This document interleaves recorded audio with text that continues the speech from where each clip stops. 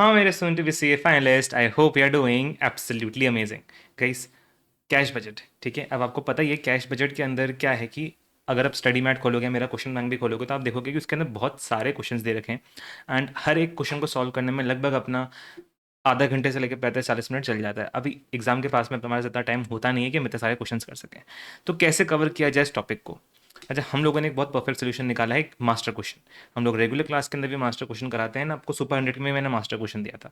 क्या है ये मास्टर क्वेश्चन? इसके अंदर जितने भी एडजस्टमेंट्स हैं, जो भी इंपॉर्टेंट एडजस्टमेंट्स हैं, ठीक है, ये समझ लो जितने मेरा क्वेश्चन बैंक है उसमें से 11 12 13 क्वेश्चन के एडजस्टमेंट्स इस एक में डाल दिए। तो ये एक क्वेश्चन कर लोगे, दैट मीन्स आपने कैश बजट के ऑलमोस्ट सारे एडजस्टमेंट्स, मतलब ये समझ लो जितने भी इंपॉर्टेंट एडजस्टमेंट सारे एक क्वेश्चन में कवर हो जाएंगे। तो बस ये एक मास्टर क्वेश्चन को अपन इस वीडियो में सॉल्व करने वाले हैं, ठीक है। क्विकली मैं क्या करता हूँ, मैं आपको एक बार कैश बजट का फॉर्मेट दिखा देता हूँ क्विकली। आपको पता ही होगा बट एक बार क्विकली देख लेते हैं एंड देन अपन लोग सोल्यूशन की तरफ आगे बढ़ेंगे, ठीक है। आगे बढ़ने से राजा, आई होप आप लोगों ने वीडियो को लाइक कर दिया रहेगा, हाइप कर दिया रहेगा एंड चैनल को सब्सक्राइब जरूर कर लेना अगर चैनल पर नए हो तो, बिकॉज FM प्रिपरेशन के लिए चैनल आपके लिए गोल्ड माइन होने वाला है। हम लोग काफ़ी सारे यूजफुल कंटेंट आगे भी आपके अटेम्प्ट के लिए लेके आते रहेंगे, ठीक है। चलो मिलते हैं कैश बजट की अंडरस्टैंडिंग से, फॉर्मेट से। सबसे पहले समझना आपको करना क्या होता है। देखो, आपको स्टार्टिंग के अंदर क्या करना है, आपको मंथ वाइज बनाना होता है सबसे पहले। तो कैश बजट मंथ 1 2 3 जो भी मंथ दे रखे होंगे, जिसके भी मंथ का बनाना रहेगा, उनको आप अलग अलग कॉलम बना लोगे, ठीक है। देन आप स्टार्टिंग करोगे ओपनिंग कैश बैलेंस से। सबसे पहले मंथ 1 लिया, मंथ 1 के अंदर जो ओपनिंग कैश बैलेंस होगा आपको दे रखा होगा, वो आप यहाँ पे लिखोगे। देन एक एक करके जितनी भी कैश की रिसीट्स हो रही हैं वो आप लिखते जाओगे, एक एक करके जितनी भी रिसीट्स है। देखना ही नहीं है कौन से सोर्स की रिसीट है, चाहे वो ऑपरेटिंग हो, चाहे फाइनेंसिंग हो, चाहे वो इन्वेस्टमेंट हो। आपने जो भी cash cash cash flow statement पढ़ा है उसके अंदर अपने को मतलब नहीं कहाँ से आ रहा है, बस कैश आ रहा है ना, बस उसको यहाँ पे रिसीट के अंदर ऐड कर दो, जो भी सोर्स हो, ठीक है। कैश सेल करी है वो आ जाएगी, आपने डेटर्स से कलेक्शन किया है, क्रेडिट सेल करी थी लेकिन आपने कलेक्शन अभी किया है, वो आ जाएगा। आपने असेट बेस दी आ जाएगी, जो भी रिसीट से सब ले लो, ठीक है। देन आपका जो ओपनिंग कैश बैलेंस है ना, आपकी जो भी रिसीट्स थी उनका टोटल कर लो। ये आपको बताएगा कि आपके पास टोटल कितना कैश अवेलेबल था उस मंथ के अंदर, ठीक है। ओपनिंग प्लस जो आपके पास आया, ये आपके पास टोटल अवेलेबल था खर्चा करने के लिए। अब इसमें से अपन क्या करेंगे, जो भी मेरे खर्चे हुए हैं कैश के अंदर, पेमेंट्स हुई हैं, उन सबको अपन माइनस कर देंगे। तो अब पेमेंट्स के टोटल लगाना स्टार्ट कर दो। यहाँ पे भी ना आप देखना ना ताव देखना, जहां से आया बस पेमेंट के अंदर डालते जाओ, ठीक है।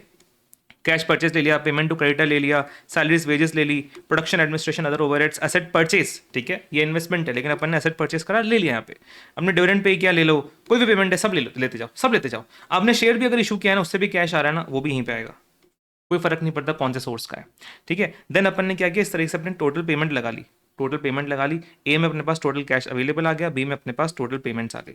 इनको अपन डिडक्ट कर रिड्यूस कर देंगे एक दूसरे में से, तो अपने पास आ जाएगा कि अपने पास कैश का क्लोजिंग बैलेंस कितना था उस मंथ के अंदर, ठीक है। अवेलेबिलिटी में से अपन ने माइनस कर दिया टोटल पेमेंट्स, तो अपने पास आ जाएगा कि क्लोजिंग बैलेंस कितना है, ठीक है। अब काफ़ी सारे क्वेश्चंस के अंदर आपका क्वेश्चन यहीं पे खत्म हो जाएगा, आप कुछ और करना नहीं रहेगा। लेकिन कुछ क्वेश्चंस के अंदर ऐसा होता है कि इसके आगे एक और स्टेप इन्वॉल्व होता है। वो क्वेश्चन होता है जिसके अंदर आपको बोलता है कि हमको एक डिजायर्ड क्लोजिंग बैलेंस मेंटेन करना है। डिजायर्ड यानी जस्ट लेट्स से आपका यहाँ पे बैलेंस आया, क्लोजिंग बैलेंस 10,000 का, एंड आपको बोल रहा है कि हमें तो डिजायर्ड जो मेंटेन करना है वो 5,000 का करना है, ठीक है। उल्टा भी हो सकता है कि आपका 10,000 का आया है, आपको बोल रहा है कि हमें तो 20,000 का मेंटेन करना है। तो यहाँ पे आपका एक स्टेप इन्वॉल्व होता है, ठीक है। वो स्टेप क्या होता है कि अपन या तो कहीं से कैश लेके आते हैं, अगर हमारे को कमी पड़ गई तो, लेट्स से हमारा 10,000 का था, ठीक है, और बोला है मेंटेन करना है 20,000 का, तो अपने पास कमी हो गई तो अपन कहीं से कैश लेके आएंगे, बोरो करके लेके आएंगे। या फिर अगर उल्टा हुआ कि अपने पास 10,000 का है एंड बोल रहे हैं हमें तो सिर्फ 5,000 का ही मेंटेन करना है, तो अपन क्या करेंगे, बाकी 5,000 का कहीं पे अपन इन्वेस्टमेंट कर देंगे। तो यहाँ पे अपन अपने इन्वेस्टमेंट कर देंगे 5,000 का, ताकि अपने पास क्लोजिंग बैलेंस कम हो जाए। तो ये एक और स्टेप इन्वॉल्व होता है। इसके बारे में ज्यादा डिटेल में चर्चा अपन क्वेश्चन के अंदर करेंगे, जो अपना मास्टर क्वेश्चन अभी आने वाला है। ये जो भी अपन ने फॉर्मेट डिस्कस किया मैंने आपको ब्रॉड ऊपर से बताया, ठीक है, क्योंकि अपन क्वेश्चन के थ्रू इस पर ज्यादा पकड़ बनाएंगे, ज्यादा अच्छे से इस पर कंफर्ट आएगा आपको। जो भी अपन ने यहाँ पे बातें करी, एडजस्टमेंट्स की, आपको ज्यादा अच्छे से क्वेश्चन में समझ में आएगा। मूव करते हैं अपन क्वेश्चन की तरफ, ठीक है। चलो अपन लोग क्वेश्चन समझते हैं एंड देन सॉल्व करना स्टार्ट करते हैं। क्या बोल रहे हैं कैश बजट मास्टर क्वेश्चन के अंदर ये लोग, सबसे पहले आपको दे रखा है कि आपको बनाना कब से कब तक का है, मार्च से लेके मई तक का कैश बजट बनाना है बिलो इन्फॉर्मेशन से, ठीक है, below information. And projected sales दे रखी है आपको फॉर ईयर 2025। कितनी है प्रोजेक्टेड सेल्स आपकी? आपकी प्रोजेक्टेड सेल्स जैन से लेके आपको दे रखी है मई तक की, जैन से लेके मई तक की दे रखी है, ठीक है। बनाना मार्च से मई तक का, लेकिन सेल्स आपको जैन से मई तक की दे रखी है। क्यों दे रखी है आपको आगे समझ में आएगा। जीपी मार्जिन दे रखा है 40% ऑन सेल्स। तो जीपी मार्जिन 40% ऑन सेल्स है, तो आपको पता होगा कि सीओजीएस मार्जिन, सीओजीएस कितना हो जाएगा, 60% ऑन सेल्स हो जाएगा, ठीक है, आपको बैलेंस ऑफ क्लोजिंग स्टॉक भी दे रखा है। ठीक है, 5008 ये आपको मंथली दे रखा है क्लोजिंग स्टॉक का बैलेंस। देन आपको ओपनिंग स्टॉक भी दे रखा है 1 Jan का 1000 का। Cash sales are 25% of credit sales in each month. क्या बोला है, कैश सेल्स क्रेडिट सेल्स का 25% है। तो ऑब्वियसली इस सेल्स में से कितना कैश सेल है वो अपने को डायरेक्टली नहीं दिया है, अपने को ये बोला है कि कैश सेल क्रेडिट सेल का 25% है। तो कैश एंड टोटल का लिंकेज नहीं दिया, कैश एंड क्रेडिट का लिंकेज दिया। तो अपन इसको कन्वर्ट कर लेंगे, बहुत बार अपन ने हैंडल किया एडजस्टमेंट। ठीक है, जो क्रेडिट सेल आएगी उसका 30% कलेक्ट हो जाता है मंथ फॉलोइंग सेल्स के अंदर। मंथ फॉलोइंग सेल्स यानी जिस मंथ में सेल हुई है उसके अगले महीने में कलेक्ट होता है। 68% of credit sale are collected in the second month following sales, यानी जो सेल्स हुई है उसके 2 महीने बाद कलेक्ट होती है। ठीक है, all the purchases are on credit basis. तो जो परचेजेस हैं वो सारी क्रेडिट बेसिस के ऊपर है। ठीक है, creditors balances are as following at the end of each month. ये आपको क्रेडिटर्स के क्लोजिंग बैलेंस दे दिए हैं हर मंथ एंड के। एंड आपको ओपनिंग बैलेंस भी दिया है जैन का 3000 rupees. Other expenses for each month are as follows. ठीक है, वेजेस एंड सैलरीज दी है आपको हर महीने की। देन आपको एडमिन एक्सपेंस दिए हैं हर महीने के। आगे क्या बोला है, wages have a lag in payment of 1/2 month while admin expense are paid in the same month. तो एडमिन एक्सपेंसेस सेम मंथ के अंदर पे हो जाते हैं, जबकि जो आपके वेजेस एंड सैलरीज हैं उनके अंदर हाफ मंथ का लैग रहता है। बात करेंगे अपन इसके बारे में। अब dividend of ₹5,000 will be received in May month. तो मई मंथ में डिविडेंड भी रिसीव होगा। ठीक है, company to make a provision of ₹27,000 for plant and machinery purchase in April. यानी company plant and machinery purchase करेगी अप्रैल के अंदर, जिसके लिए वो चाहती है कि प्रोविजन बना करके। प्रोविजन का मतलब है कि 27,000 साइड करके रखो। तो 27,000 को अपन साइड कर लेंगे कि प्लांट एंड मशीनरी परचेज करने वाले अपन इस महीने के अंदर। ठीक है, कंपनी का opening cash balance for March का ओपनिंग कैश बैलेंस दे रखा है आपको 2,000 रुपए का। But it wants to maintain a desired closing balance at each month end of ₹10,000। तो हर मंथ के एंड में 10,000 का मेंटेन करना है, लेकिन ओपनिंग अपने पास 2,000 का है। एनी सरप्लस और डेफिसिट विल बी इन्वेस्टेड और borrowed respectively in the multiples of ₹1,000। तो कोई भी सरप्लस और डेफिसिट जो अपन को इन्वेस्ट करना है या बोरो करना है वो मल्टीपल ऑफ थाउजेंड्स के अंदर होगा। देखेंगे इसको कैसे डील करना है। ठीक है, any unrecovered sales will be written off. तो जो सेल्स अपने को रिकवर नहीं हुई वो सारी रिटर्न ऑफ हो जाएगी, यानी बैड डेट हो जाएगी। कितनी रिकवर नहीं हुई है, 2% रिकवर नहीं हुई है। देखो 30% आपकी अगले महीने में आ गई, 68% उसके अगले महीने में आ गई, तो 98% अपने पास आ चुकी है टोटल। 2% बच गई, वो अपन बैड डेट मान लेंगे, रिकवर होगी ही नहीं। ठीक है, समझ में आ गया। अब इसके अंदर सबसे दो इंपॉर्टेंट एडजस्टमेंट अपने क्या है कि सेल से अपना कितना कलेक्शन हुआ है, एंड दूसरा अपने अपन ने जो परचेजेस करी है उसके बिहाफ पे अपने कितना पेमेंट किया है, क्योंकि वो डायरेक्टली नहीं दे रखा है। ठीक है, सबसे दो इंपॉर्टेंट चीजें ये होती है सेल एंड परचेजेस, वही डायरेक्टली नहीं दे रखा है, अपने को उसकी वर्किंग करनी पड़ेगी। क्योंकि देखो ये आपकी टोटल सेल है, ये टोटल सेल जो 35,000 की जैन की है एंड मार्च की जो 40,000 की है, ये पूरी पूरी इस महीने में तो कलेक्ट नहीं हुई है कैश में। क्यों, क्योंकि बोला है कि कैश सेल जो होता है 25% ऑफ क्रेडिट सेल है। तो इसकी जो कैश सेल होगी वो इसी महीने में आ जाएगी, लेकिन जो इसकी क्रेडिट सेल होगी वो आएगी कैसे, 30% उसके अगले महीने में एंड 68% उसके भी अगले महीने में। तो पॉइंट वही है कि डायरेक्टली जो अमाउंट दे रखा है वो उस महीने में कलेक्ट नहीं हो रहा ना, तो अपने को निकालना पड़ेगा कि हर महीने में कितना कितना कलेक्शन हुआ है। तो सबसे पहले अपना वही वर्किंग बनेगा। सॉल्यूशन लिखो। सबसे पहला अपना नोट बनेगा किसका, कि अपन कलेक्शन फ्रॉम सेल्स कितनी हुई है।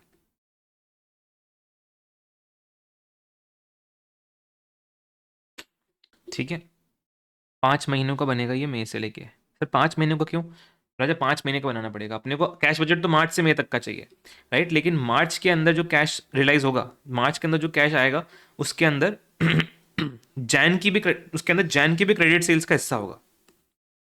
ठीक है, क्यों होगा, क्योंकि आपको यहाँ पे क्या बोला, जो क्रेडिट सेल्स है उसका 68% उसके भी अगले महीने में आएगा, 2 महीने बाद आएगा। तो जो जैन के अंदर क्रेडिट सेल्स रही होगी ये 2 महीने छोड़ के इसका कुछ पोर्शन मार्च के अंदर भी आया रहेगा। तो मार्च का कैश बजट जाना है तो अपने को ये भी जानना पड़ेगा कि जैन की कितनी सेल्स मार्च के अंदर कलेक्ट हो रही है, क्योंकि अपने को तो मार्च के कैश से मतलब है ना, वो कलेक्ट तो मार्च के अंदर हो रहा है, भले से सेल वो जैन की थी, लेकिन उसका कुछ पोर्शन अपना मार्च के अंदर भी आ रहा है, तो अपने को निकालना पड़ेगा। इसलिए अपने को 5 महीनों का बनाना पड़ेगा बेसिकली। जैन से मई तक का। ठीक है, तो अपन ने यहाँ पे मई डाल दी, मई लिख लिया। ठीक है, मई से पहले अप्रैल आएगा, अप्रैल से पहले मार्च, देन उससे पहले अपना फेब, उससे पहले अपना जैन।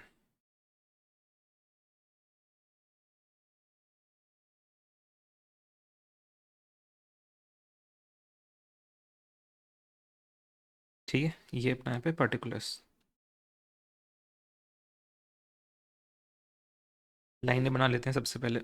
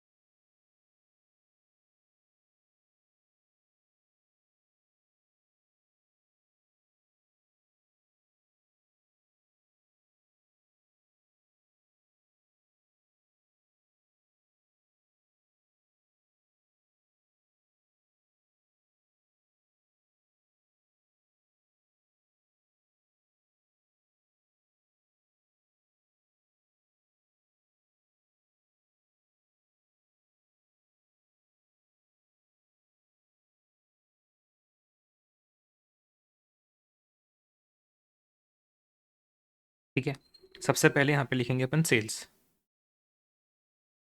कि एक्चुअल में सेल्स कितनी हुई है। हर महीने में सेल कितनी हो रही है, यहाँ पे 35,000 हुई है, यहाँ पे 40 हुई है फेब में, यहाँ पे 40 हुई है मार्च के अंदर, 50,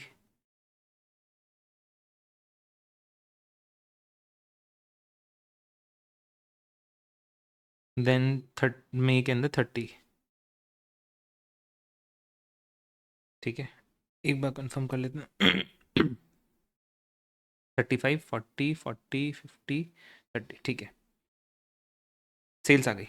ठीक है, इसमें सबसे पहले अपन यहाँ पे निकालेंगे कि इसमें से कैश सेल्स कितनी है। अब कैश सेल कितनी हो डायरेक्टली तो बताया नहीं अपने को, डायरेक्टली बताएगा कितना है कैश सेल्स, नहीं बताया है। तो अपन क्या करेंगे, अपन पहले लिंकेज बताएंगे, जो अपने को लिंकेज बताया, अपने को कैश एंड क्रेडिट में बताया, तो अपन उससे निकाल लेंगे कि अपना कैश एंड टोटल में कितना है। अपने को बोला है कि कैश सेल्स जो है वो 25% ऑफ क्रेडिट है, यही बोला है ना, कैश इज 25% ऑफ क्रेडिट। हाँ ठीक है, ठीक है। एंड अपना जो टोटल सेल होता है वो होता है कैश प्लस क्रेडिट, जिसमें से कैश के लिए बोला है 25% ऑफ क्रेडिट, तो कैश की जगह पे अपन लिख देंगे 25% ऑफ क्रेडिट,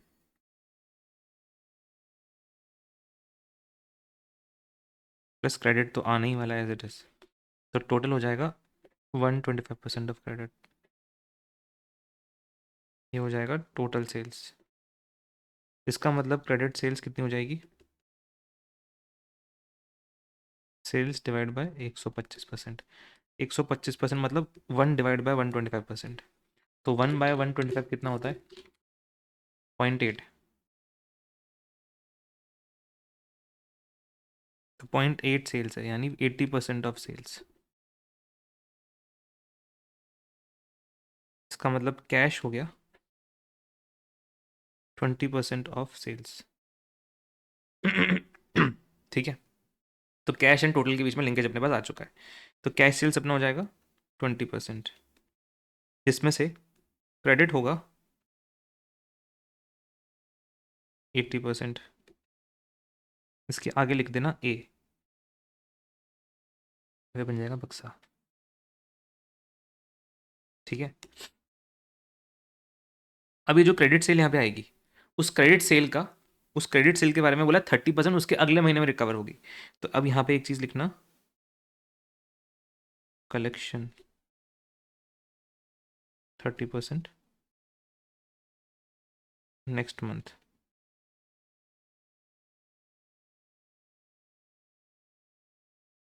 ये हो जाएगा B, and collection 68% second month में हो जाएगा। ये हो जाएगा अपना सी। तो अपना बेसिकली कलेक्शन कैसे होने वाला है कैश में, एक तो जो कैश सेल है वो कलेक्ट होगी, दूसरा क्रेडिट सेल का 2 महीनों में कलेक्शन होगा, एक तो 30% उसके अगले महीने में एंड 68% उसके भी अगले महीने में। तो अपने को ये ए बी एंड सी जब अपन जोड़ देंगे तो अपने पास टोटल आ जाएगा कि हर महीने के अंदर कितना कितना कलेक्शन होने वाला है। अभी करेंगे तो आपको समझ में आ जाएगा कि क्या कर रहे हैं।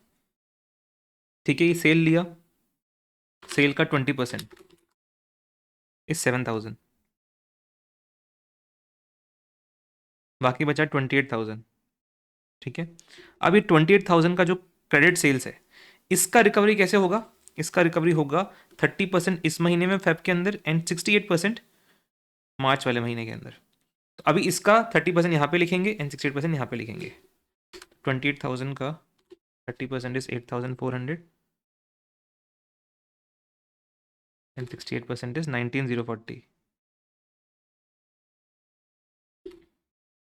ठीक है, सेम अब बात करेंगे 40,000 की। यहाँ पे एक लाइन कैच लेना। 40,000 का 20% कैश सेल है विच इज 8,000 माइनस 32,000 इसका क्रेडिट सेल हो गया।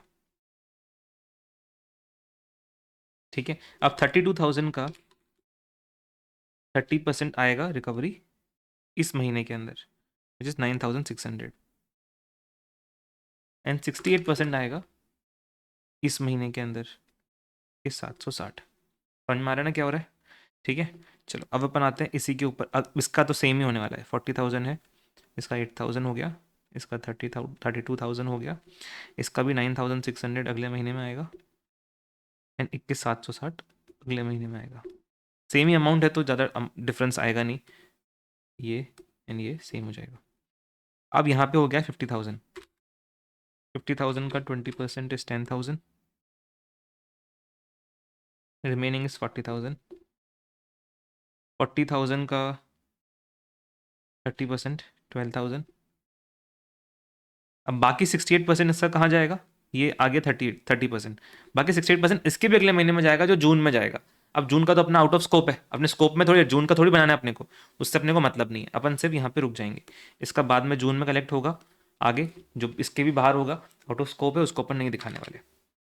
ठीक है, अभी इससे मतलब है 30,000, इसका कैश सेल 20% 6,000 हो गया, ये कलेक्ट हो जाएगा। अगर इसका जो क्रेडिट सेल होगा 24,000 का, उससे अपने को मतलब नहीं, क्योंकि अब वो जून एंड जुलाई में कलेक्ट होगा जो अपने को मतलब नहीं है। ठीक है, और सर यहाँ पे जो आएगा अमाउंट उसका अपन को क्या करना है? यहाँ पे जो अमाउंट आएगा उसका अपन को क्या करना है? अपने को मतलब थोड़ी है यहाँ पे क्या अमाउंट आ रहा है, अपने को बनाना है किसका है? मार्च से मई तक का।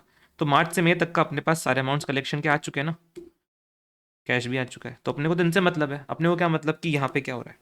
ये तब निकल पाता जब अपने पास इससे भी पहले महीने की सेल्स दे रखी होती, जो नहीं दे रखी ऑब्वियसली, बट जरूरत भी नहीं ना अपने को, क्या करेंगे अपन वो निकाल के। ठीक है, तो अब यहाँ पे लिखोगे आप टोटल कलेक्शंस, कैसे निकलेगा? ए प्लस बी प्लस सी। ठीक है, तो अभी अपन को कौन कौन से चीज़ें ऐड करनी है ये। ठीक है, देखो मार्च की अपने को मतलब है, मार्च के अंदर देखो ये 8,000 रिकवर हुआ है एक, तो ये 9,600 हुआ है, 19,004 हुआ है, तो अपन ये तीनों को ऐड करेंगे तब जाके अपने पास यहाँ पे टोटल कलेक्शन आएगा मार्च का। अब अपने को एडिशन किन किन चीज़ों का करना है? अपने को एडिशन करना है एक तो ये कैश सेल वाले कॉलम का, कैश सेल वाली रो का, एंड दूसरा इन रो का। तो इनके अंदर जो वैल्यूज़ हैं वो अपने को ऐड करते चलनी है, यानी ये ये ये ये इनको अपन ऐसे ऐड करते चलेंगे। सर ये बनाने की क्या जरूरत है, हमको मालूम नहीं कि कहाँ पे होता है। अच्छा, इसमें ही गलती होती है एग्जाम के अंदर, जब तक अगर तुम ऐसे क्लियरली यहाँ पे ड्रॉ नहीं करोगे ना, तो आप गलत वैल्यूज़ ले सकते हो। आप कभी प्रैक्टिस करके देखना, बिना से करके देखना, आपको मालूम पड़ेगा कि आपने कुछ गलती कर दी, जो लेनी ये वैल्यू थी ले ये ली गलती से, खत्म, गलती, पूरा आगे गलत हो जाएगा आपका कैश बजट। ठीक है, तो ये सबसे पहले टोटल कलेक्शन यहाँ पे हो रही है 7,000 की। ठीक है, देन 8,000 एंड 8,400 16,400। ठीक है, देन यहाँ पे 8,000 प्लस 9,600, ये नौ, एक सेकंड, ये 9,600 है ना? 8,000 plus 9,600 plus 19,040 is 36,640। 10,000 plus 9,600 plus 21,760 41,360। Then यहाँ पे 6,000 प्लस 12,000 प्लस 21,760। ये यहाँ पे अपना टोटल कलेक्शंस का काम खत्म हो गया।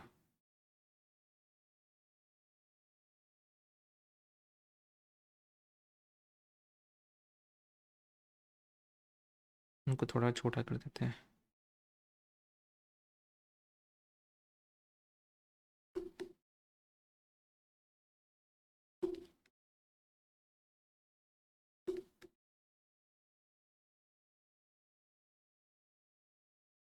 ठीक है, ये अपना कैश में कितना कलेक्शन होने वाला है वो निकल के आ चुका है अपने पास फ्रॉम सेल्स। ठीक है, अब बात करनी है परचेजेस की कि परचेजेस के बिहाफ पे आप पेमेंट कब कब करने वाले हो। ठीक है, अब परचेजेस के अंदर आपको थोड़ा सा एक्स्ट्रा और दिमाग लगाना पड़ेगा, क्योंकि परचेजेस के अंदर जो चीज़ें हैं उनके अंदर अपने को लगेगा थोड़ा एक्स्ट्रा दिमाग। आ जाओ, परचेजेस जो अमाउंट है, सबसे पहले तो डायरेक्टली नहीं दे रखा है आपको, परचेजेस का अमाउंट दे रखा है क्या डायरेक्टली आपको? सेल्स का दे रखा था, परचेज का डायरेक्टली दे रखा है कि कहीं नहीं दे रखा आपको परचेज का बैलेंस डायरेक्टली? परचेजेस सबसे पहले आपको खुद से निकालनी पड़ेगी। ठीक है, खुद से कैसे निकालेंगे, आओ बात करते हैं। यहाँ जगह बच रही है, मैं तो यहीं से स्टार्ट कर देता हूँ। ठीक है, अ, छोड़ो, क्या ही ऐड करेंगे यहाँ पे, नीचे से स्टार्ट, नेक्स्ट पेज से जाता हूँ मैं, सेकेंड। ठीक है, अब इसके अंदर आपको मैं पहले एग्जाम्पल के साथ में समझाऊंगा। अपना COGS कितना है, COGS रेशियो कितना होगा? 100% minus GP margin equals to 100% minus 40% था ना, 40% था ना, एक सेकेंड। हाँ, तो अपना ये हो जाएगा 60% का COGS रेशियो। ठीक है, अब मैं आपको एग्जाम्पल के साथ में एक महीने का डेटा समझाऊंगा। ठीक है, एक महीने का समझाऊंगा मैं आपको बस डेटा, फिर अपन उसको यूज करेंगे अपनी वर्किंग के अंदर। लेट्स से मैं मार्च का डेटा लेता हूँ, ये एग्जाम्पल है, आपको लिखना हो तो आप लिख सकते हो, नहीं लिखना चाहो तो मत लिखो, कोई तकलीफ नहीं है, क्योंकि मैं आपको समझाने के लिए लिख रहा हूँ। ये अपने अपने इसको वर्किंग अपन टेबल के अंदर डालने वाले हैं वैसे भी, लेकिन समझाऊंगा मैं आपको एक एक यूज करके यहाँ पे स्टेटमेंट फॉर्म में, टेबल फॉर्मेट में नहीं जा रहे अभी अपन। ठीक है, मार्च के डेटा के हिसाब से अपना COGS कितना होगा मार्च का? सेल्स कितना है मार्च में? 40,000 का, राइट? 40,000 का 60% कितना होता है? 24,000। तो मार्च का COGS है 24,000। अब COGS का फॉर्मूला क्या होता है? COGS कैसे निकलता है? ये 24,000 COGS कैसे निकला होगा, बताओ मुझे। यूजुअली अपन क्या लेते हैं? Opening stock plus purchases minus closing stock, यही होता है, ये होता है ना, opening stock plus purchases minus closing stock, ऐसे अपना COGS निकल के आता है। लेकिन यहाँ पे इसके साथ में एक और एलिमेंट है, वो अपने को समझना है, कौन सा एक और एलिमेंट है।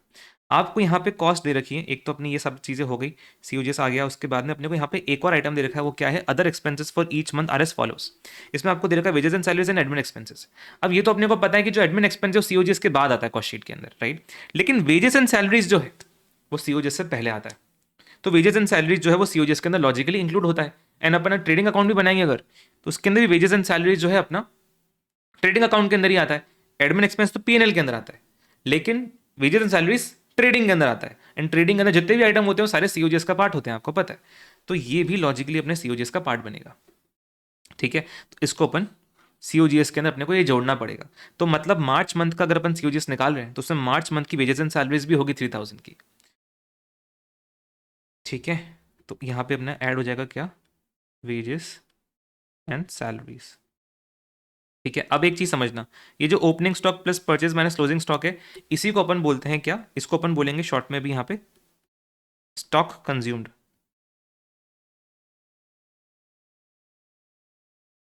ठीक है, स्टॉक कितना कंज्यूम किया आपने, यूजुअली यही COGS हो जाता है, यूजुअली ये तीन ही COGS हो जाते हैं। लेकिन यहाँ पे साथ में एक और आइटम है ना, वेजेस एंड सैलरीज, तो अपन इसको पहले बोल रहे हैं stock consumed, and stock consumed plus wages and salaries. ठीक है, एंड इनका वैल्यू कितना रहा होगा टोटल मिला के? 24,000 का रहा है। ठीक है, तो अब इसका मतलब क्या हो गया कि स्टॉक कंज्यूम्ड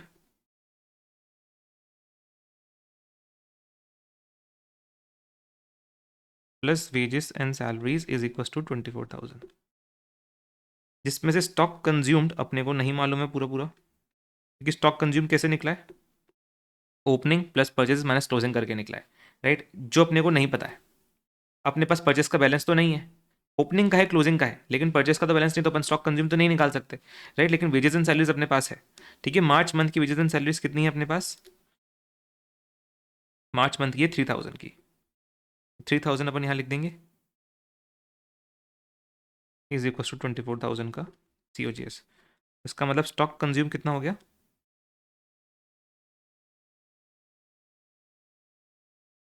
21,000 का। क्लियर बात है ये? अब स्टॉक कंज्यूम के अंदर आपको पता है क्या आता है? Opening stock plus purchases minus closing stock. Opening stock plus purchases minus closing stock is equal to 21,000, जिसमें से ओपनिंग स्टॉक अपने पास है, क्लोजिंग स्टॉक अपने पास है, परचेज अपने पास नहीं है, तो बैलेंस फिगर निकल के आ जाएगा। ठीक है, सिंपल था। ओपनिंग स्टॉक कितना है मार्च का? सर मार्च ओपनिंग स्टॉक तो दे नहीं रखा है, दे रखा है, दे रखा है। ये आपको देखा क्लोजिंग स्टॉक का बैलेंस, तो मार्च से क्लोजिंग स्टॉक 3,000 है, लेकिन मार्च का ओपनिंग स्टॉक कितना होगा? जो फैब का क्लोजिंग स्टॉक होगा। तो फैब का 8,000 का क्लोजिंग स्टॉक मार्च का ओपनिंग बन जाएगा, मार्च का क्लोजिंग अपने पास है, तो 8,000 मार्च का ओपनिंग है एंड 3,000 क्लोजिंग है। तो 8,000 और 3,000 का वैल्यूज अपने लिखेंगे यहाँ पे। ये तो परचेज अपना कैसे निकल जाएगा? Is equal to 21,000। ठीक है, क्लोजिंग यहाँ पे जाके ऐड हो जाएगा, ओपनिंग यहाँ पे जाके लेस हो जाएगा। 21,000 plus closing stock minus opening, 21 plus closing था 3,000 का एंड ओपनिंग था 8,000 का। ये था ना, एक सेकंड चेक कर लेते हैं। हाँ ठीक है, तो परचेस का बैलेंस कितना निकल के आ गया? 21,000 प्लस 3,000 माइनस 8,000 विच इज 16,000 निकल के आ गया परचेजेस।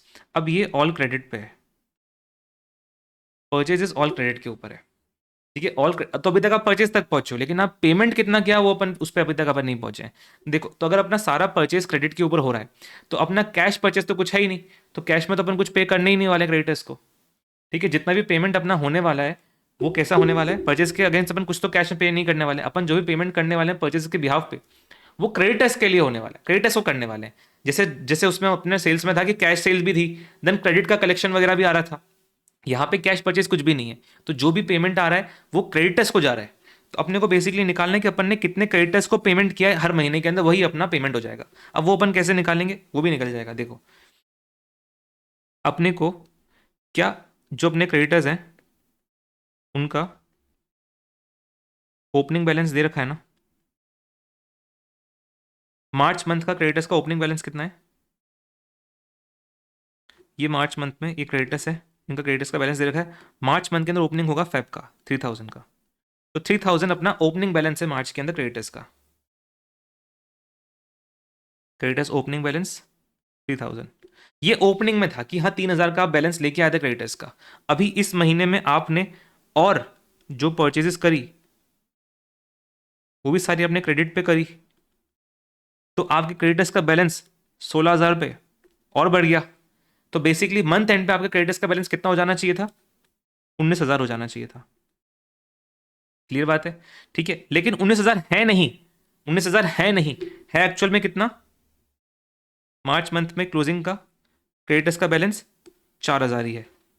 तो बेसिकली होना था कितना? 19,000, लेकिन है कितना एक्चुअल में?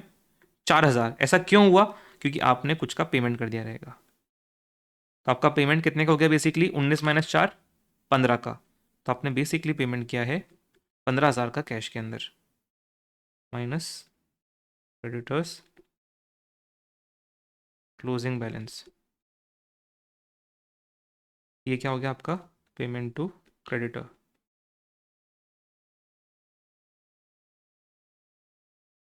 तो ये अपना एक्चुअल कैश बजट में जमा हो जाएगा कि मैंने 15,000 का पेमेंट किया है मार्च महीने में क्रेडिटर्स को, ये मेरा एक्चुअल कैश का है। तो इसके लिए अपने को मेहनत क्या करनी पड़ी? सबसे पहले मुझे निकालना पड़ा सीओजीएस। सीओजीएस से मैं पहुंचा स्टॉक कंज्यूम तक। ठीक है, स्टॉक कंज्यूम से मैं पहुंचा परचेजेस तक। अगर आप चाहो तो सीधे सीधे इसी इसी इसी इक्वेशन के अंदर आप सबका वैल्यू डाल देते, opening stock, closing stock and wages and salaries का, तो आपका परचेजेस बैलेंसिंग फिगर निकल के आ जाता, डायरेक्टली इसी इक्वेशन में निकल के आ जाता। आपको पहले स्टॉक कंज्यूम निकालने की जरूरत नहीं पड़ती, वैसे भी काम चल जाता। मैंने ऐसा लंबा क्यों बताया? Because this is what ISI will show. ISI भी अपने सोल्यूशन के अंदर यही शो करेगा, इसलिए मैंने पहले स्टॉक कंज्यूम करके दिखाया, वरना आप डायरेक्टली भी इसी इक्वेशन से डायरेक्टली परचेज निकाल सकते थे बिना पहले स्टॉक कंज्यूम निकाले, कोई फर्क नहीं पड़ता, बात ही किया। ठीक है, तो आपने परचेजेस ऑल क्रेडिट तक पहुंचे। देन उस परचेस को यूज करके आपने क्रेडिटर्स का बैलेंस यूज किया ना, आपको मालूम पड़ा कि आपने टोटल पेमेंट को क्रेडिटर्स कितना किया है। ठीक है, अब यही सारा तामझाम जो अपन ने यहाँ पे दिखाया, वही सारा तामझाम अपन टेबुलर फॉर्मेट में करेंगे हर महीने के लिए। हर महीने का मतलब, अब देखो यहाँ पे अपने पास वो कंडीशन नहीं है कि अच्छा जैन का कलेक्शन मार्च तक जा रहा है, वैसा नहीं हो रहा है यहाँ पे, राइट। यहाँ पे डायरेक्ट अपना वर्किंग करना अपने को बस हर महीने का। तो यहाँ पे कुछ भी अगले महीने, अगले पिछले महीने का स्पिल ओवर नहीं है। हाँ, क्लोजिंग ओपनिंग स्टॉक का आ रहा है, लेकिन स्पिल ओवर नहीं है किसी महीने का। तो अपन सिंपल मार्च अप्रैल मई डाल देंगे, उन्हीं तीनों महीनों का करेंगे, क्योंकि उन्हीं का नीड है, जनवरी फरवरी का नीड नहीं है। ठीक है, तो अपन बनाएंगे अपना स्टेटमेंट, एंड यहाँ पे अपन लिखेंगे मई। काम करते हैं ऊपर वाले से ही लेके आ जाते हैं।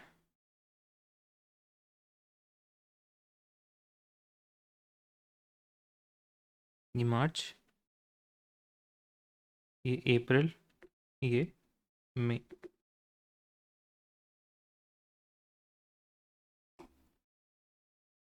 पर्टिकुलर्स सबसे पहले अपना आ जाएगा, अपन ने जो जो स्टेप यहाँ पे परफॉर्म किए, वही स्टेप अपन टेबुलर फॉर्मेट में परफॉर्म करेंगे। ठीक है, स्टार्टिंग पॉइंट अपना किसका था, सेल्स से था। तो सेल्स लिख देंगे मार्च अप्रैल मई के, मार्च अप्रैल मई के सेल्स कितने थे, 40 50 एंड 30। 40 50 एंड 30। इसमें से अपना COGS कितना है, 60%,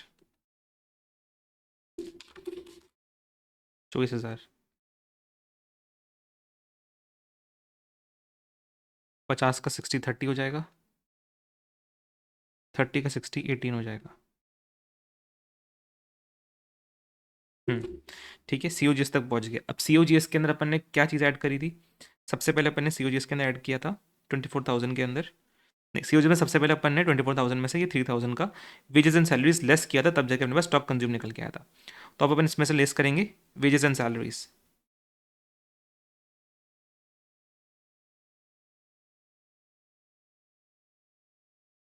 मार्च महीने में 3,000 का है, देन अप्रैल में है 4,000 का, मई में है 4,000 का। ठीक है, यहाँ पे अपने पास आ जाएगा क्लोजिंग में स्टॉक कंज्यूम्ड।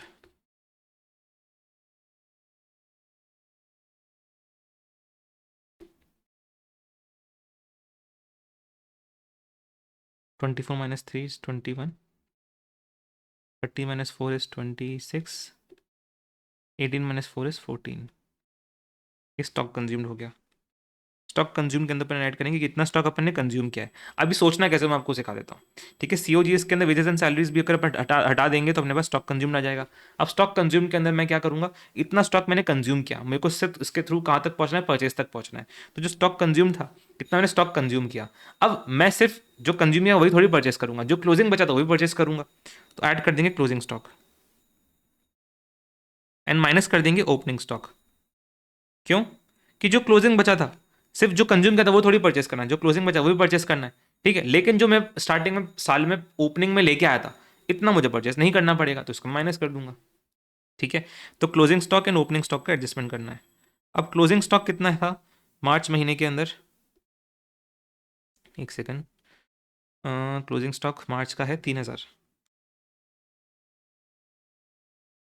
ठीक है, अप्रैल का है 5,000, मई का है 3,000। ये ओपनिंग स्टॉक, मार्च का ओपनिंग स्टॉक फेब से आएगा, जो है 8,000 का। अप्रैल का ओपनिंग स्टॉक मार्च से आएगा 3,000 का। मार्च का क्लोजिंग, अप्रैल का ओपनिंग। ठीक है, अप्रैल का क्लोजिंग, मार्च का ओपनिंग, सॉरी मई का ओपनिंग, तो 5,000 आपका इधर आ जाएगा।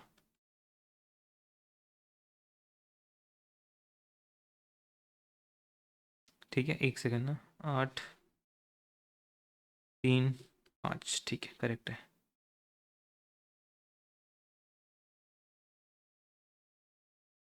ठीक है, तो इनको अपन एडजस्ट करने के बाद अपने पास यहाँ पे आ जाएगा परचेजेस, जो सारा क्रेडिट के ऊपर है ऑब्वियसली।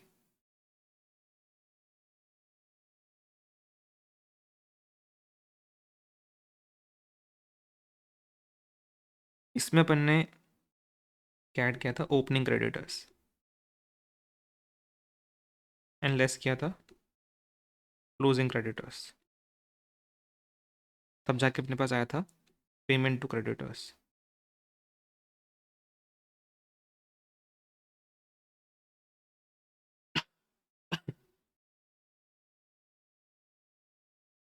ठीक है, तो 21 प्लस 3,000 माइनस 8,000 इज 16,000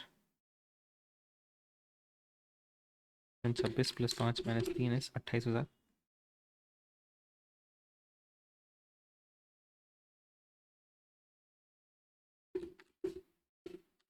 ठीक है, ये आ गया। अब opening creditor and closing creditor का बैलेंस लिखते हैं।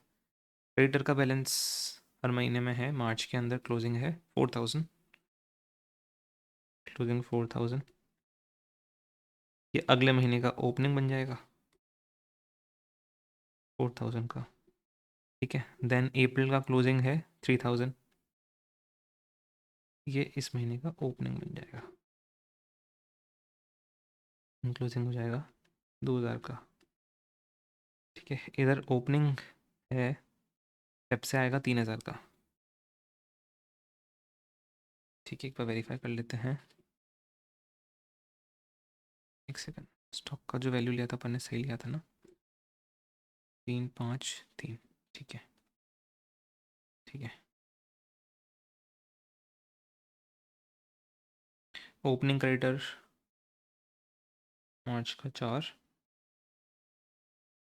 3, 4, 3, क्लोजिंग 4, 3, 2। ठीक है, चलो सब करेक्ट है वैल्यूज। अब नीचे अपना आएगा payment to creditors. 16 plus 3 minus 4 is 15,000। 28 plus 4 minus 3 is 29,000। 12 plus 3 minus 2 is 13,000। ये अपना पेमेंट टू क्रेडिटर खत्म। ठीक है, ये वर्किंग खत्म हो गई। अब अपने को डायरेक्टली बनाना है कैश बजट। ठीक है, अपन ने ये नोट्स बनाने हैं, अब अपने को डायरेक्टली बनाना है कैश बजट। क्यों, कैश बजट तो अपन बनाते हैं डायरेक्टली अगले पेज की तरफ। स्पेस छोड़ देते हैं, क्योंकि खुला खुला बना रहा हूँ थोड़ा, तो मैं स्पेस छोड़ देता हूँ। आप सेम पेज पे कंटिन्यू कर सकते हो, मुझे नहीं चाहिए कि अननेसरी वो स्पिल ओवर हो। एक पेज में पूरा स्टेटमेंट कंप्लीट हो जाना चाहिए। ठीक है, अब डायरेक्टली बनेगा अपना कैश बजट।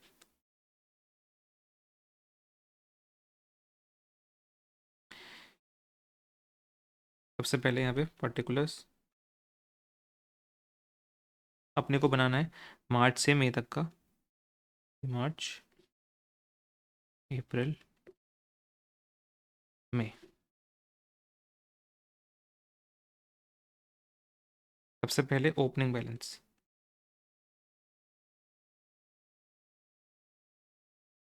मार्च का ओपनिंग बैलेंस आपको दे रखा है क्वेश्चन के अंदर ही, यहाँ पे कितना 2,000 रुपीज़ का आपका मार्च का ओपनिंग बैलेंस है। ठीक है, अगले महीने का अपने पास नहीं है, अगले महीनों का कैश बैलेंस अपने को नहीं दे रखा, क्योंकि वो अपने को पहले निकालना पड़ेगा। मार्च का ओपनिंग के बिना अपन स्टार्ट नहीं कर पाएंगे क्वेश्चन। ठीक है, देन मार्च का जो क्लोजिंग निकल के आएगा वो अप्रैल का ओपनिंग बनेगा। तो यहाँ के ओपनिंग इस महीने के खत्म क्लोजिंग से निकल के आएंगे। ठीक है, तो इनको भी अपन नहीं भर सकते, पहले मार्च का खत्म करेंगे उसके बाद ये भरेगा। अब यहाँ पे अपन लेना स्टार्ट करते रिसीट्स।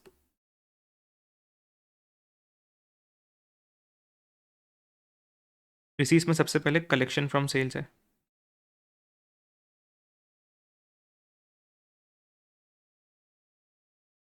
जो अपन निकाल के लाए ऊपर,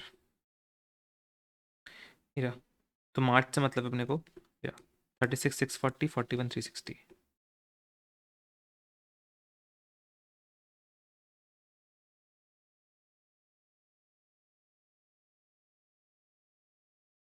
देन मई मंथ में है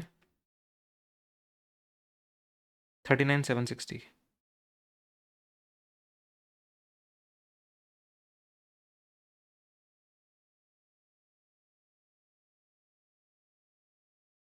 ठीक है, कलेक्शन फ्रॉम सेल्स आ गया। इसके बाद नेक्स्ट डिविडेंड,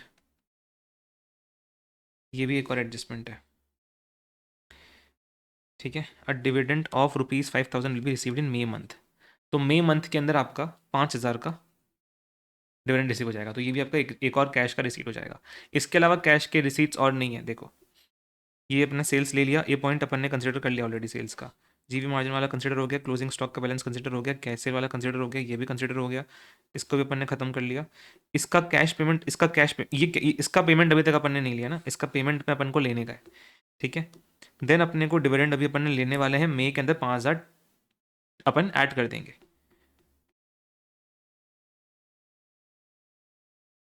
मई के अंदर 5,000 का आपका डिविडेंड इस महीने में नहीं आया, ठीक है, यहाँ पे आपका खत्म हो जाएगा, रिसीट्स का गेम खत्म, ठीक है। इसको अपन क्या बोलते हैं, total cash available, total cash available A नाम से, ठीक है। देन अपने यहाँ पे पेमेंट स्टार्ट हो जाएंगे। पेमेंट्स के अंदर सबसे पहला पेमेंट टू क्रेडिटर्स, पिछले वाले नोट में निकाला ना, 15, 29, 13, 15,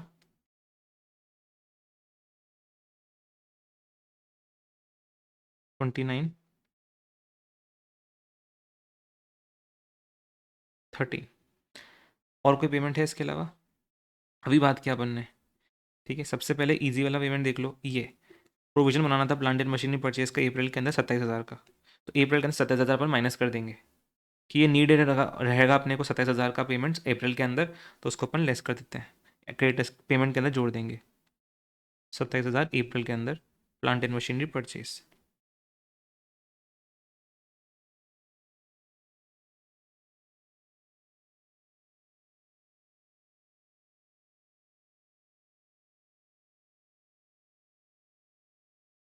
डन, ठीक है। इसके अलावा और कोई पेमेंट है क्या? एक छूट गया अपना, बाकी अपन ने कर लिया काम, वेजेस एंड सैलरीज का, ठीक है। इसके बारे में क्या बोला गया है, देखो वेजेस सैलरीज आपको दे रखी है, एडमिन एक्सपेंस आपको दे रखा है। क्या बोला है नीचे, wages have a lag in payment of half month while admin expense are paid in the same month. तो जो एडमिन एक्सपेंस आपको दे रखे हैं, तो मार्च का 2,000 है तो वो मार्च के अंदर ही पे हो जाएगा, अप्रैल का 2,000 तो अप्रैल के अंदर ही पे हो जाएगा, मई का 2,000 मई के अंदर ही पे हो जाएगा। तो इनका तो अपना सिंपल मैटर है, ठीक है, एडमिन एक्सपेंस का। वेजेस एंड सैलरीज की कहानी में क्या बोला है कि has a lag in payment of half month, यानी हाफ मंथ का डिले रहता है वेजेस की पेमेंट के अंदर। तो अब इसकी कहानी कैसे होगी, सपोज करो आपको मार्च का पेमेंट, मार्च का जो सैलरी होगा, मार्च का जो होगा, लेट्स से 1 से लेकर 30 मार्च तक, 30 दिन पकड़ के चलते हैं अपन साल के अंदर, ठीक है। इसका जो सैलरी होगा उसका पेमेंट कैसे होगा समझना, ठीक है। इसका सैलरी जो होगा उसका पेमेंट कैसे होगा, जो 1 से लेके 15 तारीख है, ठीक है, 1 से लेके 15 तारीख की जो पेमेंट होगी सैलरी की, वो कभी होगी, 1 से लेके 15 तारीख तक जो लोगों ने काम किया रहेगा उनकी जो सैलरी देनी होगी उसकी पेमेंट कभी होगी, इसकी पेमेंट होगी 15 दिन डिले, ठीक है। तो 1 तारीख के 15 दिन बाद होगी, यानी 16 से स्टार्ट होगी, और 15 तारीख की पेमेंट कब होगी, उसके 15 दिन बाद होगी, यानी 30 तारीख को होगी। तो अब बात क्या हो रही है कि मार्च के 1 से 15 तक की जो पेमेंट है, 1 से 15 तक तारीख तक की जो सैलरी थी, वेजेस थी, उसकी पेमेंट हो रही है मार्च मंथ की 16 से 30 तारीख को, ठीक है, 16 से 30 मार्च। लेकिन जो यहां पे 16 से लेके 30 की जो सैलरी थी उसकी पेमेंट कब होगी, वो इसके भी 15 दिन बाद, ठीक है। तो 16 तारीख की जो 15 तारीख, 15 दिन इसमें अगर जोड़ोगे तो अगले महीने में स्पिल ओवर होगा, ठीक है। कभी होगा 1 से लेके, और 30 से 15 जोड़ोगे तो और 15, यानी 1 से लेके 15 अप्रैल के अंदर पे होगा ये। तो समझ रहे हो मुद्दा क्या है, ठीक है। हर महीने के अंदर ये सीन बैठ रहा है, हर महीने के अंदर सीन बैठ रहा है कि उसके स्टार्टिंग के आधे महीने की सैलरी उसी महीने के अंदर पे हो रही है, लेकिन बाकी आधे महीने की सैलरी अगले महीने के अंदर जा रही है। ये हर महीने की सैलरी के अंदर हो रहा है। तो जो मार्च की जो सैलरी है वो आधी पे होगी मार्च के अंदर, एंड बाकी आधी जाएगी अप्रैल के अंदर, ठीक है। तो अब मार्च में आप समझ रहे हो कि मार्च के अंदर पेमेंट क्या होने वाली है, ये तो अपन ने समझ लिया कि मार्च की मंथ की सैलरी कभी जाएगी, आधी इसी महीने में जाएगी, आधी अप्रैल में जाएगी, ठीक है। फेब की जो सैलरी थी, सर फेब पे क्यों आ रहे हो, फेब का भी आपको समझना पड़ेगा, क्यों, क्योंकि फेब की जो सैलरी है वो आधी फेब में जाएगी एंड बाकी आधी मार्च में आएगी। तो मार्च के अंदर कौन कौन सी सैलरी पे हो रही है, फेब की आधी एंड मार्च की आधी, समझे आप। तो मार्च की जो फर्स्ट तारीख होगी, मार्च की जो फर्स्ट तारीख होगी, देखो 16 से 30 तारीख तक मार्च को क्या पे हो रहा है, 1 से 15 मार्च की सैलरी, तो 1 से 15 मार्च तक क्या पे होगा? 16 से 30 फेब की सैलरी। तो मार्च में कितना सैलरी पूरा हो, कैसे निकालोगे आप? आधा फेब का सैलरी, आधा मार्च का सैलरी, तब जाके आपकी मार्च की पूरी सैलरी पेमेंट निकल के आएगी। समझ गया? इसी तरीके से अप्रैल की सैलरी, अप्रैल के अंदर क्या क्या पे होगा? आधी अप्रैल की सैलरी एंड आधी मार्च की सैलरी। इसी तरीके से मई में क्या पे होगी? आधी मई की सैलरी एंड आधी अप्रैल की सैलरी। समझ गया आपको एडजस्टमेंट?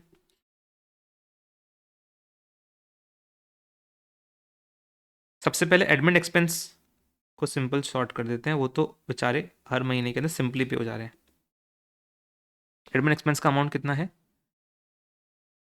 कितना है एडमिन एक्सपेंस का अमाउंट? सेकंड को 2000 है ना, तो वो हर महीने में 2000 2000 2000 पे हो जाएगा। अब है वेजेस एंड सैलरीज।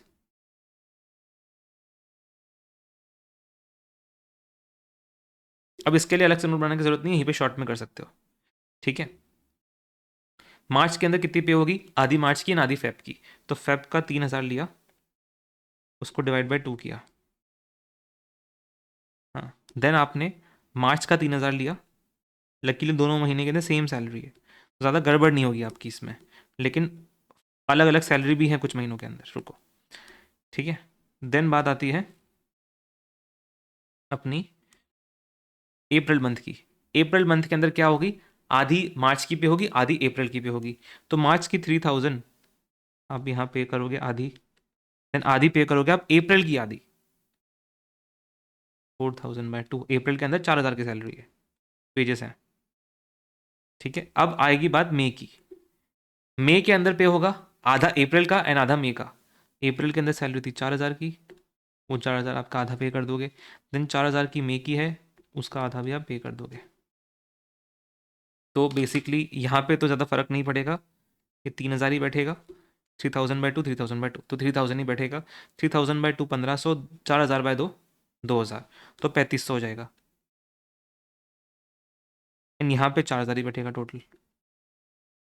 इस टाइप से आपका ही निकल के आ जाएगा। ठीक है, अब अपने सारे एडजस्टमेंट कर लिए, कुछ नहीं बच रहा अभी। ठीक है, ये प्लांट एंड मशीनरी का अपन ने कर लिया, डिविडेंड का अपन ने कर लिया, वेजेस एंड सैलरीज का अपन ने कर लिया, एडमिन का अपन ने कर लिया। ठीक है, इसका अपन ने ऑलरेडी कर लिया था। इसका एडजस्टमेंट कहाँ पे हुआ था? परचेजेस के पेमेंट निकालने के लिए। ये भी अपन ने कर लिया, ये भी हो गया, ये भी हो गया, ये भी हो गया, ये भी हो गया, कुछ नहीं बचा। अब बस वो क्लोजिंग बैलेंस जो इसको डिजायर्ड चाहिए उसका एडजस्टमेंट करना है, बाकी काम खत्म है। अब अपना यहाँ पे आ जाएगा टोटल रिसीट्स, टोटल पेमेंट्स।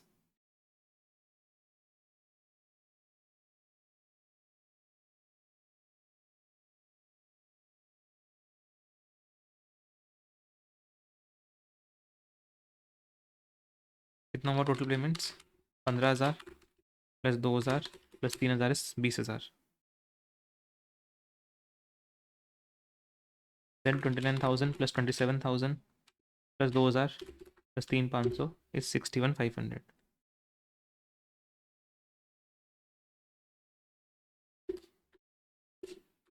यहाँ पे 13,000 प्लस 2,000 प्लस 4,000 इज 19,000।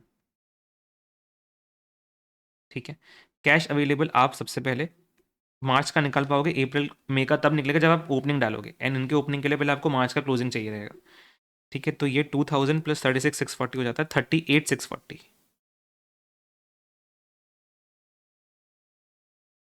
ठीक है, तो अब आप यहाँ पे लिखोगे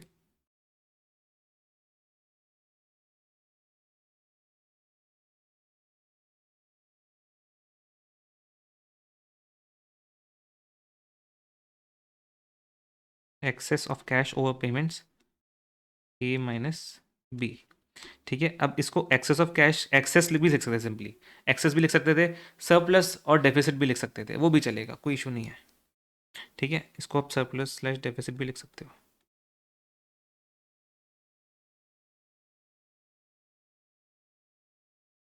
एक ही बात है, दोनों नाम एक ही चीज़ के, कुछ भी लिखना लिखना उससे फ़र्क नहीं पड़ता है।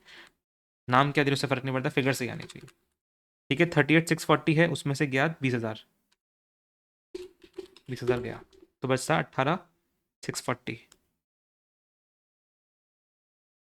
अपने अपने को क्या बोला है कि डिजायर्ड क्लोजिंग बैलेंस अपने को कितना मेंटेन करना है? अपने को मेंटेन करना है 10,000 का डिजायर्ड क्लोजिंग बैलेंस। ठीक है, एंड आगे लिखा हुआ है कि कोई भी अगर इन्वेस्टमेंट एंड आपको बोरोइंग करनी है तो आप इन मल्टीपल्स ऑफ 1000 रुपीज में ही कर पाओगे। इन मल्टीपल्स ऑफ 1000 रुपीज का मतलब है या तो 1000 या 2000 या 3000, ऐसे बीच में नहीं बोल सकते हो कि 2500 कर लेते हैं, 3.5 कर लेते हैं, नहीं, 1 2 3 4 ऐसे करोगे आप। ठीक है, तो अब इसका इम्प्लीकेशन क्या हो जाएगा कि यहाँ पे जो 18,640 का बैलेंस है, आपको मेंटेन कितना करना है? 10,000 का बैलेंस मेंटेन करना है। एक सेकंड बात करते रुको। यहाँ पे सबसे पहले अपन लेंगे cash borrowed minus cash invested, फिर यहाँ पे आएगा अपना क्लोजिंग बैलेंस।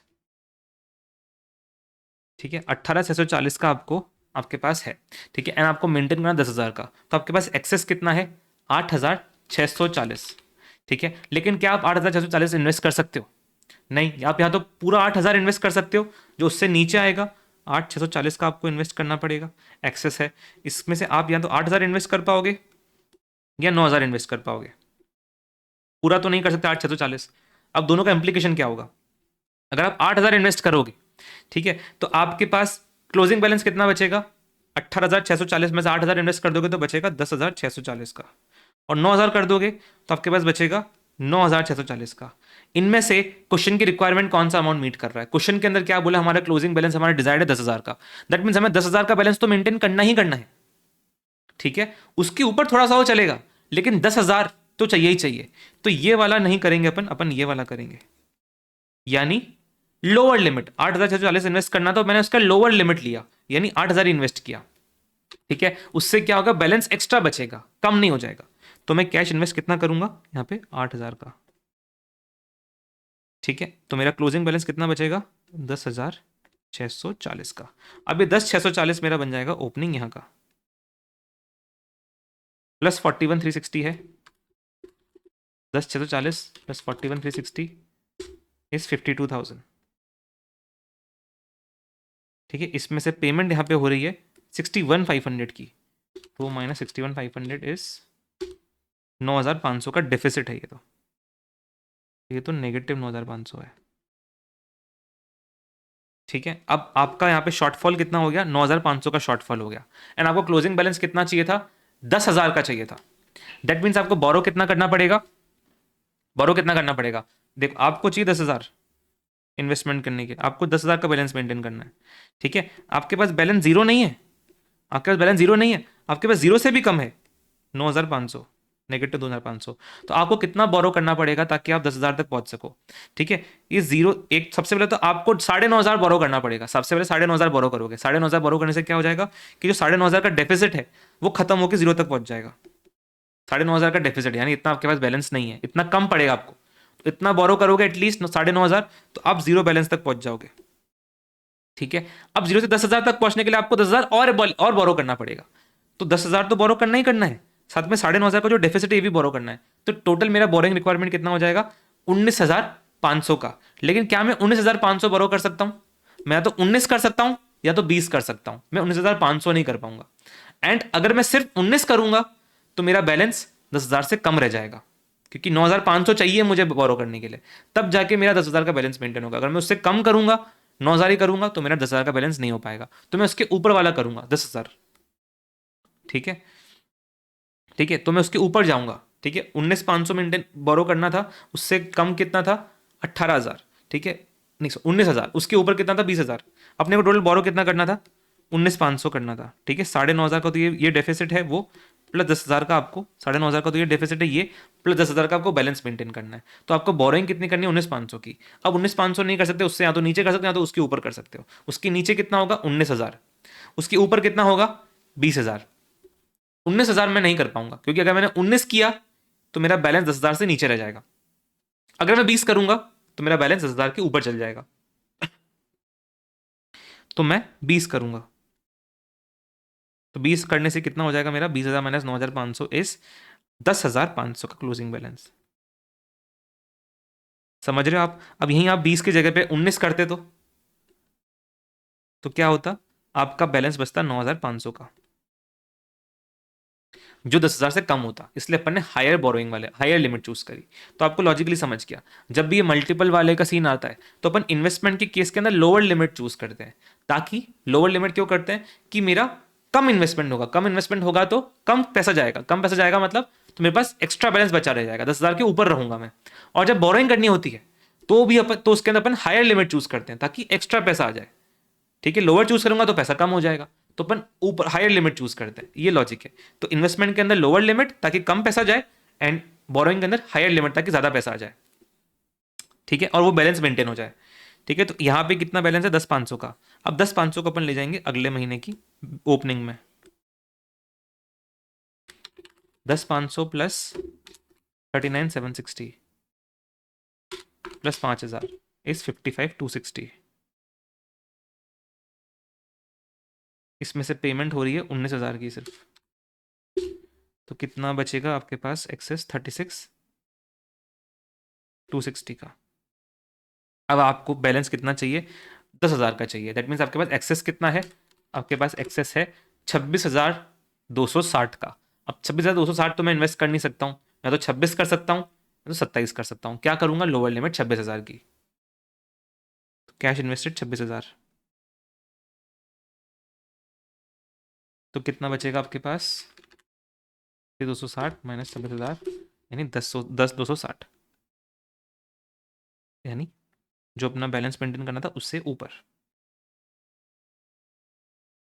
ये आपका कैश बजट खत्म हो गया, पूरा क्वेश्चन खत्म, रैप्ड अप। आई होप आप लोगों ने भी इस क्वेश्चन को लिख के कर लिया रहेगा। मज़ा आया हो क्वेश्चन करने में कि सर क्या क्वेश्चंस थे, मज़ा आ गया एडजस्टमेंट देख के, तो आप मुझे कमेंट सेक्शन में मेंशन जरूर कर देना। एंड आपका कोई और भी दोस्त है जो कैश बजट छोड़ के जाने वाला है तो उस तक के सेशन जरूर पहुंचा देना, सो दैट वो एटलीस्ट इतना तो कवर कर ही ले। ठीक है, एक क्वेश्चन में उसके 10 से 12 क्वेश्चंस के एडजस्टमेंट्स कवर हो जाते हैं, तो छोड़ के जाने से अच्छा एटलीस्ट एक क्वेश्चन तो कर लो लिख के। ठीक है, अब इसमें आपके 10-12 क्वेश्चंस का एडजस्टमेंट्स कवर हो चुके हैं। ठीक है, इसके अलावा अगर आप कोई एक और क्वेश्चन देखना चाहते हो कि सर मुझे एक और क्वेश्चन देखना है इसका, तो जो सुपर 100 के अंदर मैंने इसका एक और क्वेश्चन रख रखा है कैश बजट का, आप वो वाला देख सकते हो। वो है अपना क्वेश्चन नंबर 1। ठीक है, जो मास्टर क्वेश्चन था उसमें 10-12 क्वेश्चन के एडजस्टमेंट कवर हो गए, उसके अलावा आपको देखने की नीड नहीं है। फिर भी अगर आपको देखना हो एक और क्वेश्चन तो आप ये क्वेश्चन नंबर 1 देख सकते हो। इसके अंदर वही सिमिलर एडजस्टमेंट्स है जो भी अपन ने मास्टर क्वेश्चन में करे हैं। तो आपका ये 2 क्वेश्चन कर लिए, खत्म हो जाएगा आपका काम। कैश बजट में आपको और कुछ करने का नीड नहीं है। बाकी कैश मैनेजमेंट जो अपना टॉपिक है उसके अंदर कैश बजट के साथ साथ एक ऑप्टिमम कैश बैलेंस का भी टॉपिक आता है। ठीक है, कैश बजट के तो अपन ने इस सेशन से आपका रैप अप हो जाएगा, आपको कुछ भी और करने का नीड नहीं है। ऑप्टिमम कैश बैलेंस वाले जो क्वेश्चन थे वो अपन ने सुपर 100 में ऑलरेडी कवर कर लिए थे। ठीक है, तो this is the closure of your cash management topic. उसके अलावा कुछ भी नहीं है, कैश बजट अपना यहाँ पे हो चुका है। ऑप्टिमम कैश बैलेंस छोटे छोटे क्वेश्चन होते हैं, अपन ने सुपर 100 के अंदर ही कवर कर लिया था। ठीक है, सो आई होप आपके लिए काफी प्रोडक्टिव सेशन रहा होगा, एंड आई होप आप लोग काफी अच्छे से मेहनत कर रहे हो, पढ़ाई कर रहे हो। सुपर 100 देख के, थ्योरी मैराथन देख के, एमसीक्यू मैराथन देख के आपने काफ़ी अच्छे से तैयारी कर ली रहेगी एफएम की। And all India mock test जरूर दे देना एफएम का, जिससे आपको काफ़ी कॉन्फिडेंस फील होगा पेपर के अंदर, एंड आपको फाइनली लगेगा कि आपका अब जाके आप एग्जाम रेडी हो। उसके अंदर हमने इतने प्यारे प्यारे क्वेश्चंस डाले हैं, नए क्वेश्चंस डाले हैं जो टेस्ट करके आपको काफ़ी कंफर्ट फील होगा, कॉन्फिडेंस आएगा, एंड आप एग्जाम में बिना डरे बैठ पाओगे। ठीक है, आई होप आप सारे रिसोर्सेज बहुत अच्छे से यूज़ कर रहे हो एफएम के लिए। पढ़ते रहना राजा, मेहनत करते रहना, फाइनल डेज हैं, एग्जाम्स अपने नज़दीक हैं। ठीक है, बस कुछ दिन की बात हो रही है, कुछ दिन की बात हो रही है, कुछ दिन अगर आपने अपना बेस्ट दे दिया ना, अगर आपने अपना बेस्ट दे दिया तो आपको ज़िंदगी भर रिग्रेट नहीं रहेगा। आप ज़िंदगी भर खुद की इस मेहनत में जो आप लास्ट के 10-12 दिन के लिए करने वाले हो, जो आप अगले 10-12 दिन में मेहनत करोगे, दैट विल डिफाइन कि आप खुद के ऊपर फ्यूचर में एग्जाम के बाद में आप खुद के ऊपर प्राउड फील करते हो, या आपको थोड़ी सी कमी महसूस होती है कि काश मैं थोड़ा सा बेटर कर सकता था। यही वो टाइम है जब आप अपने आप को फ्यूचर में अपनी मेहनत को लेकर प्राउड फील करा सकते हो। ठीक है, so give your best, put your best foot forward. आपके लिए सारे रिसोर्सेज अवेलेबल हैं एफएम के लिए एटलीस्ट, जिसके अंदर आप बहुत अच्छे प्रिपेयर कर सकते हो, तो उनको यूटिलाइज करो बेस्ट, एंड अपनी मेहनत जरूर करना। ठीक है, मिलते रहेंगे राजा और भी रिसोर्सेज के लिए। All the best guys, bye bye, take care.